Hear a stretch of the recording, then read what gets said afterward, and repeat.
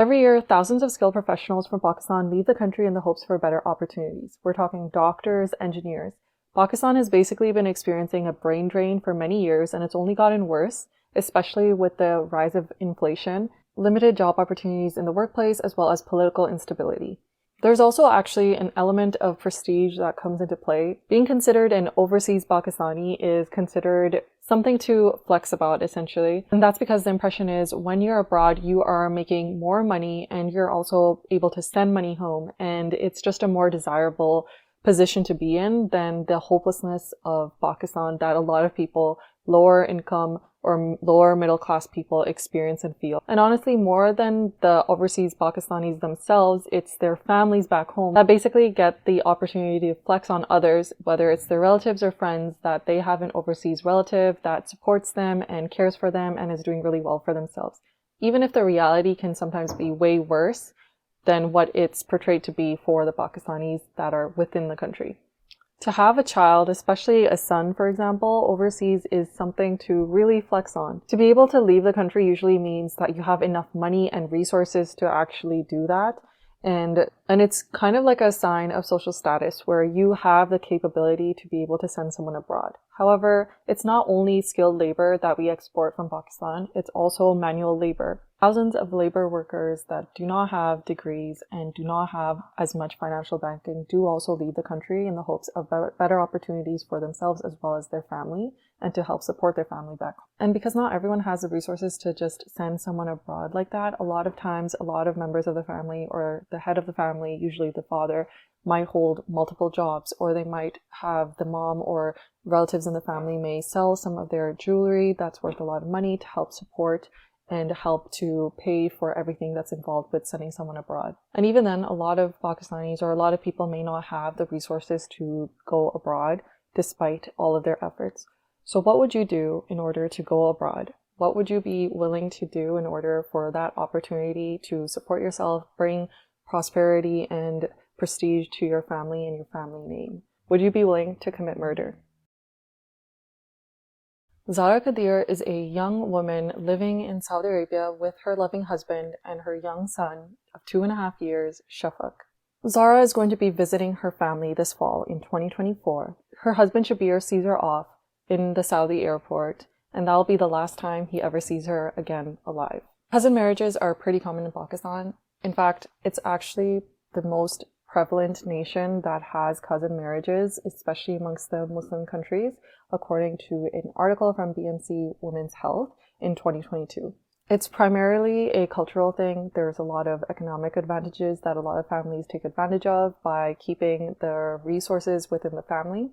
Oftentimes, it almost feels like it's a marriage of convenience and familiarity because usually people feel like they know their cousins, their relatives, and they feel like they can trust their son or their daughter usually with those people because they have a good reputation, they've grown up with them, and unka milna julna hota rehta hai. Generally, with relatives, you've grown up in close proximity, so you get to see them on a more regular basis, and it just gives this air of familiarity and trustworthiness for the other family.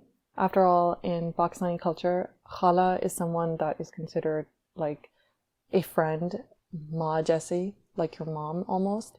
And so why wouldn't a young girl want to get married into her khala's family? A khala is a term used to describe the relationship between a child and their mother's sister. And so it's kind of like saying your maternal aunt. And on the other side, the paternal aunt, who is referred to as Popo, is oftentimes viewed in a way more negative light, especially if you look at traditional dramas. The Popo tends to always be the one causing a lot of problems within a joint family system. So when Zara's Khala Sugran brings her son's rishta, or hand in marriage, I'm sure that Zara probably had no issues with the situation and was probably even looking forward to it. She probably grew up, especially when she was younger, around her khala, probably got along with her khala really well, and her mom probably told her many great stories about her when they were younger as they were siblings. Zara and her husband Qadeer lived about an hour and a half away from each other, with Zara residing in a small village in Gujranwala called Kotmand, and Qadeer and her khala lived in a small village outside of Daska, Sialkot, called Qatal Murder. Eventually, both parties agreed and were interested in each other and got married in 2020. Unfortunately, shortly after Zara got married into her khala's home, things took a turn for the worst.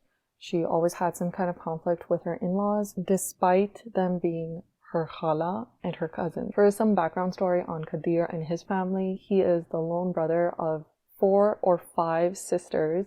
There's different reports saying 4 or 5. Most of them actually do say that he has 4 sisters, but it's not entirely clear. But what is clear is the family, his sisters and his mom especially, felt that they had lost their son after he got married and they lost control over him. Of course, unfortunately, this was all attributed to him having a new wife. There's actually one news report stating that Qadeer started to put all of his income into his wife's account.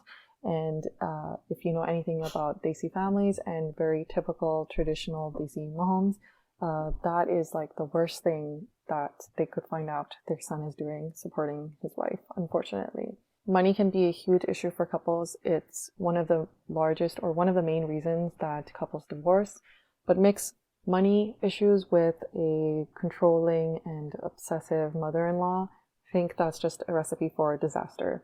It always gets very tricky, especially with Desi couples or couples and families in Pakistan, because of the way the cultural structure tends to be. I mean, can you imagine your son is working so hard in another country, all the way in Saudi Arabia, he's making good money, has a great job, and he's doing really well for himself. And now, instead of sending you money, he's sending money to his wife. All those years you spent sacrificing for him, raising him the best you could to be the best type of person, best man, best son he could possibly be. And then he grows up and marries and provides for his wife and family. Like, what a tragedy. I will say though, there is no report explaining whether he totally stopped supporting his family, which he likely did not do. But there's nothing really saying anything in regards to that. Shabir Ahmed, on the other hand, he's very excited. He's going to be seeing his daughter after who knows how long. She's been out of the country and she's also 7 months pregnant. She's returning home, keeps regular contact with his daughter Zara, but of course it's totally different when you get to finally see your loved one and you get to see them in person, hug them, and just spend as much time as you can with them, even though he does call her a couple times throughout the week or even twice a day. Zara lost her mom a couple years ago and her dad, Shabir, doesn't seem to have anybody else. It's not clear if he has any other children, but he relies a lot on his daughter because he's very close to her and he just talks to her whenever he can. Zara's dad is actually a ASI agent, so an assistant sub-inspector. So he works for the police. And so Shabir is in touch with Zara on the phone. However, he hasn't been able to get in touch with her for at least 2 days, which is very unusual for Zara. And then he gets a call from Zara's husband. And Qadeer tells Shabir that he hasn't been able to get in touch with his wife and he's a little bit worried.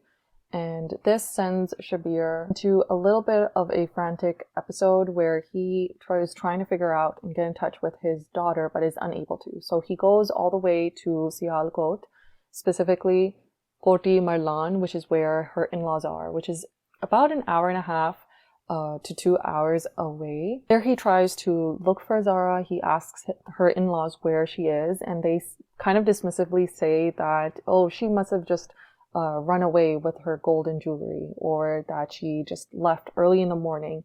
But it doesn't make sense to Shabir because Zara would not leave her son at home alone. Because Zara's young son, Shafak, is home with no sight of his mom. It doesn't make sense to him. And the other thing he notices is that the house is spotless. It looks like it's been scrubbed down to an unusual level, and he can't seem to figure out where she could have gone. He eventually files an FIR report reporting her missing, and in the report on November 10, I believe, Shabir states that he is concerned for his daughter's well-being and safety because she does not have a good relationship with her in-laws.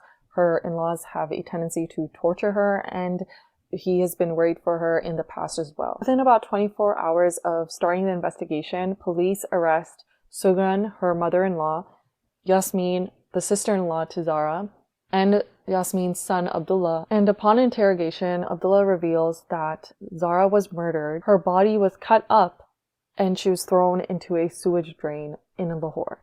Zara was suffocated while she was sleeping with a pillow and held down, and once they killed her, Naveed, a relative from Lahore, chopped up and dismembered the body and then disposed of it in bags, multiple bags, which he then took somewhere in Lahore and dumped in a drain. After the body was dismembered, they actually cooked the head of Zara in order to make it difficult to identify her before they bagged her up and then dumped her body or the pieces of her body into the Lahore sewage drains. According to some reports, she was dismembered and disfigured into as many as 25 different pieces so that it would be easier to transport her body. Upon interrogation, Sugran, the mother-in-law, confessed to killing her and plotting all of this because she felt that Zara needed to be out of the picture. He stated that Zara was practicing witchcraft, she was a loose woman, and she just wanted to get rid of her. She claimed that because of Zara, and ever since she came into the family, which technically she was already a part of the family if she's your nephew or your niece, but ever since she married her son, many members of the family had passed away and their family was experiencing a lot of suffering.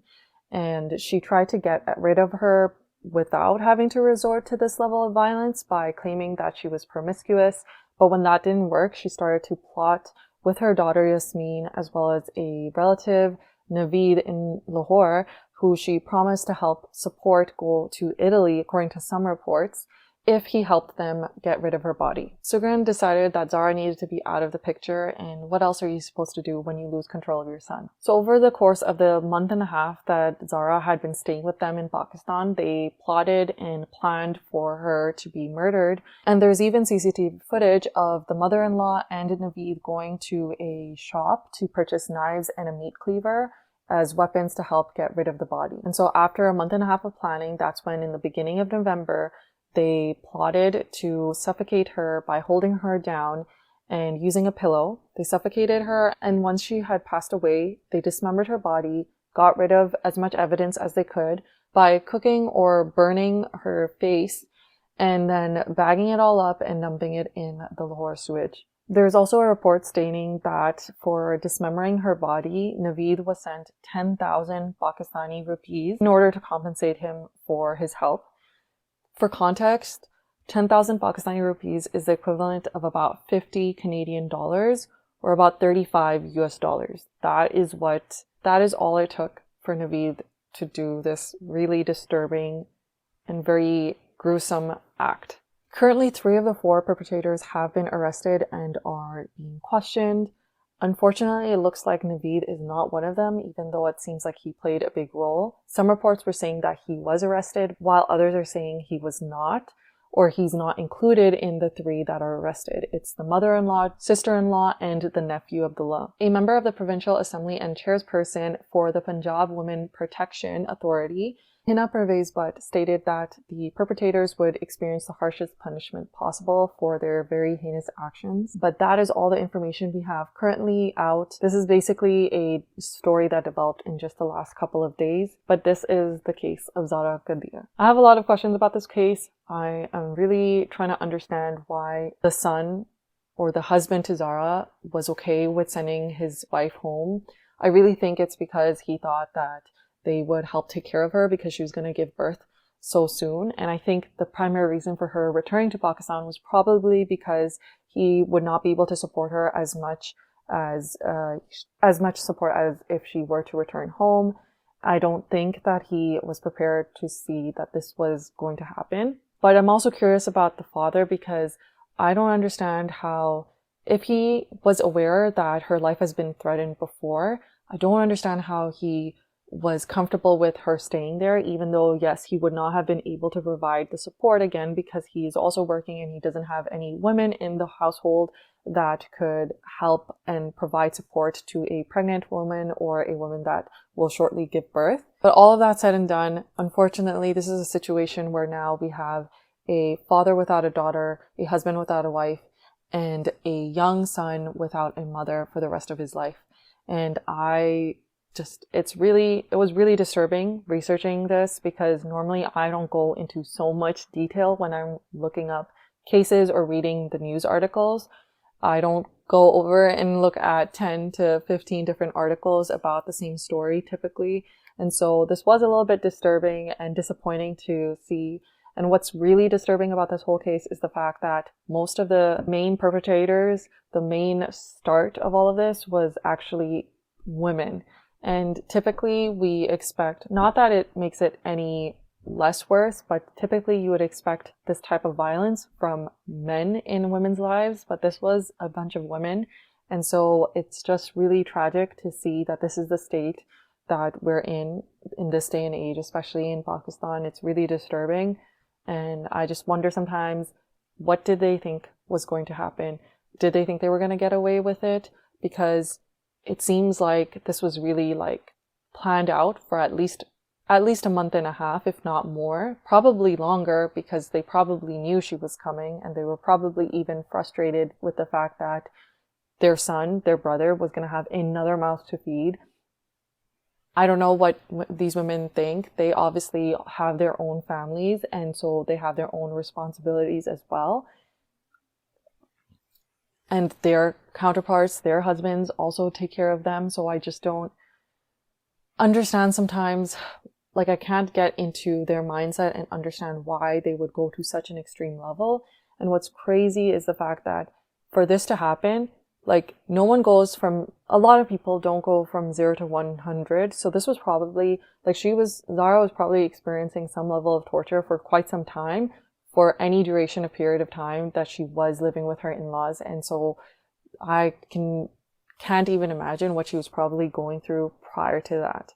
Let me know your thoughts in the comments down below. If you guys have any information on what is happening, any developments in the case, or if there's any information I missed, definitely let me know in the comments below, and I'll see you guys in the next one. One thing I also noticed was the fact that all these articles, there was very different information. In some articles, she was about 26 years old, and then others, she was 30 years or 31 years old. And there were just some things that were a little bit confusing. So for example, Naveed, the relative from Lahore, in some reports it seemed like he was a cousin to the mother-in-law, and then in other reports it seems like he was a nephew. And I feel like, from the way that I'm thinking about things, I feel like he is probably a nephew, because it would be probably a younger guy that is trying to get out of the country to provide for himself or for his family, is what I was thinking, but I don't really know for sure. This is just all the information I was able to figure out and read about online. I'll leave all of the articles and the information that I was able to find regarding this new case in the comments down below, and I'll see you guys in the next one. All right, that was tough.